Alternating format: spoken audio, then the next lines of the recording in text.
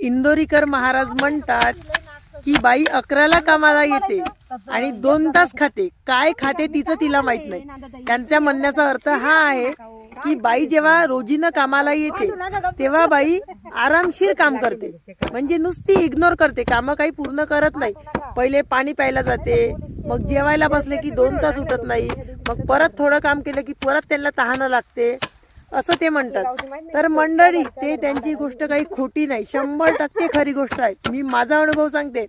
रोजीनं जर बाया आल्या तर वावरात आल्याबरोबर सगळ्यात पहिले शर्ट घालायसाठी, तोंडाला रुमाल बांधायसाठी आणि पाणी प्यायसाठी अर्धा तास घेतात बरोबर.